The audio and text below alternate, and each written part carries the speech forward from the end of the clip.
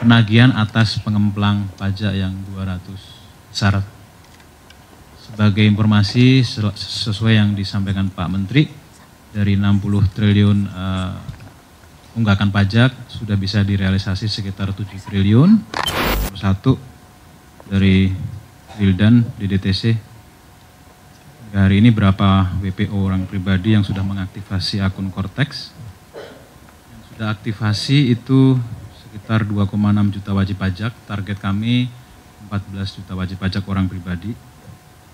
Kemudian yang penting untuk menjadi penekanan teman-teman, fokus utama kalau kita ambil dari data tahun lalu, ini sebenarnya yang sudah aktivasi in total, tambah yang tahun ini itu 2,05 juta wajib pajak orang pribadi dan 550.000 wajib pajak badan.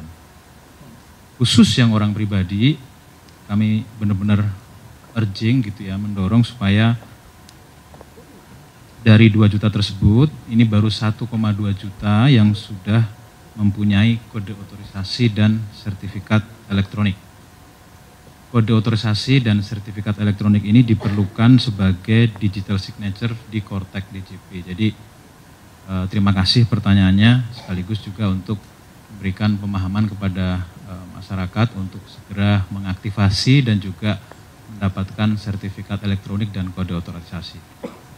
Kemudian yang nomor 2, tahun depan laporan SPT tahunan sudah mulai Cortex. Apakah sistemnya sudah siap?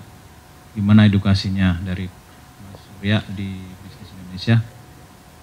Jadi Cortex sudah siap untuk menerima SPT tahunan orang pribadi dan badan tahun 2025. Edukasi sudah dilakukan baik internal maupun secara langsung kepada wajib pajak melalui konseling dan juga penyuluhan. Sosialisasi langsung itu juga bisa dilakukan, sudah ada simulator SPT tahunan badan dan juga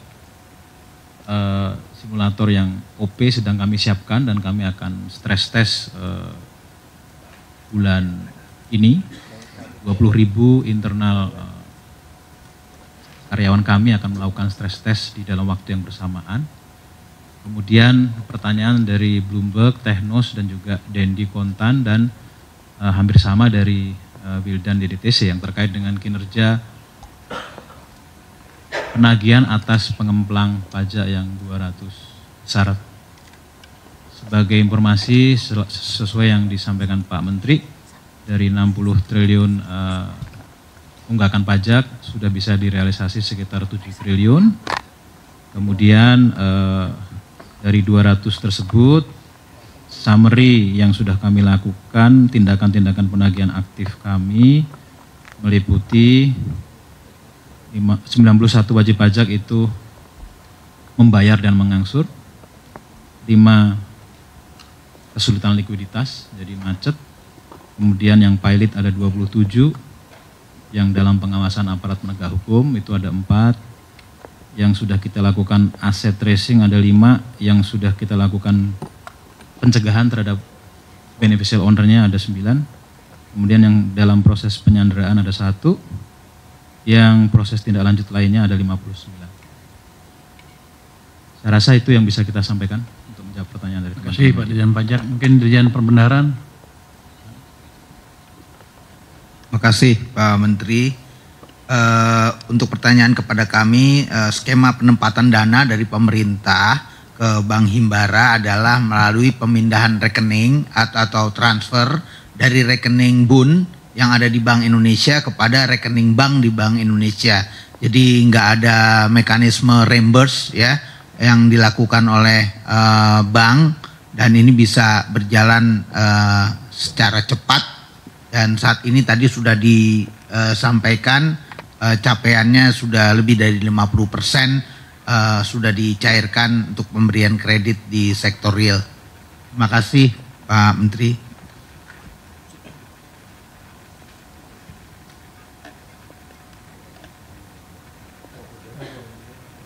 Pendek amat jawabnya. Lu nggak jawab kayaknya ya.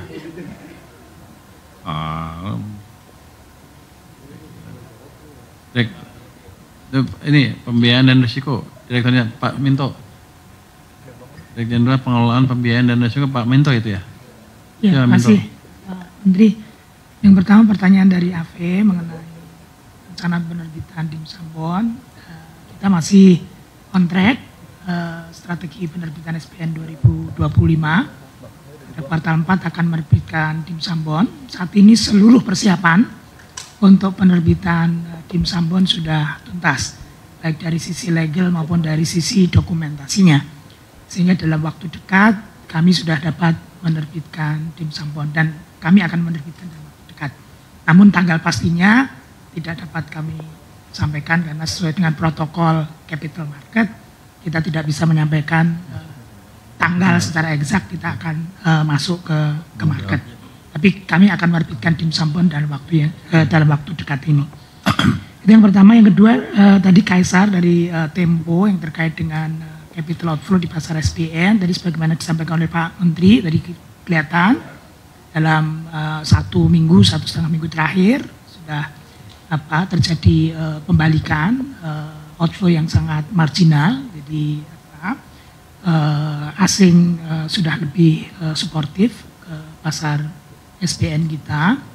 Dan alhamdulillah meskipun dalam beberapa pekan itu sempat outflow dalam jumlah yang relatif besar, namun pasar domestik kita cukup suportif dan resilient, sehingga meskipun terjadi outflow, pasar SPN kita sangat baik kinerjanya, termasuk tadi yield-nya terus mengalami penurunan, bahkan siang ini sudah pada level 6,04%, very low, dan secara tadi year to date sudah turun lebih dari 90 basis point, termasuk spread terhadap USD juga terus turun, tadi mungkin sekarang pada level 200 basis point. Jadi pasar kita sangat baik, jadi dukungan dari investor domestik sangat baik, daya serap dari investor domestik juga terus meningkat, termasuk adalah dana-dana jangka panjang domestik yang terus lebih bagus kemampuan daya serapnya,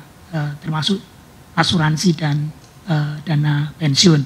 Jadi itu adalah faktor-faktor yang memperkuat pasar SPN domestik kita dan pasar SPN kita terjaga resiliensinya. Demikian, terima kasih. Udah ya? Mau nambah? Nambah Pak. Pak. Tadi 7T ternyata data terakhir 7,216T, jadi nambah 216 miliar Pak, izin. Yang itu ya? Akhir tahun berapa kira-kira?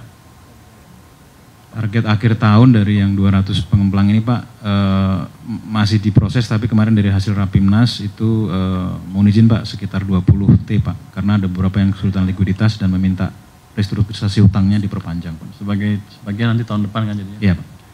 Pak Dirjen Bea Cukai, ada informasi yang mau di-share nggak? Anda tenang-tenang aja, kayaknya di atas target ya? Pak Dirjen. Baik Pak, terima kasih Pak Menteri.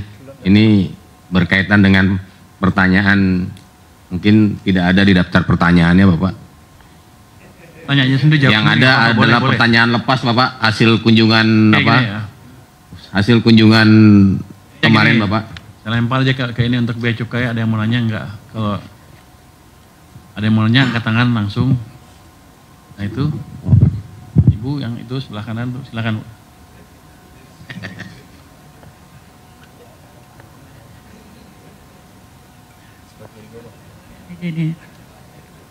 Selamat sore Bapak-Bapak. Ya. Pak Jaka izin nanya Pak, sampai sekarang berapa APHT yang sudah beroperasi? Sejauh ini yang saya tahu baru Kudus, Sopeng, Mataram. Nah itu udah bertambah atau belum ya? Terus ada berapa usulan pembentukan APHT yang sekarang lagi diproses Pak? Baik, terima kasih Mbak untuk pertanyaannya. Berapa APHT yang saat ini sudah beroperasi? Tadi sudah disebutkan oleh Mbak bahwa Kudus, Sopeng, Mataram. Sedangkan untuk yang ada satu di Sumeneb yang saat ini sudah siap operasi. Untuk di Kudus ada sekitar 16 perusahaan, kemudian Sumeneb ada 11 perusahaan, Sopeng 5 perusahaan dan Mataram 3 perusahaan. Demikian Mbak untuk yang sudah siap APHT-nya, Pak. Masih ada lagi untuk bea cukai khusus yang laki silakan. Bea cukai dia bilang ada yang nanya.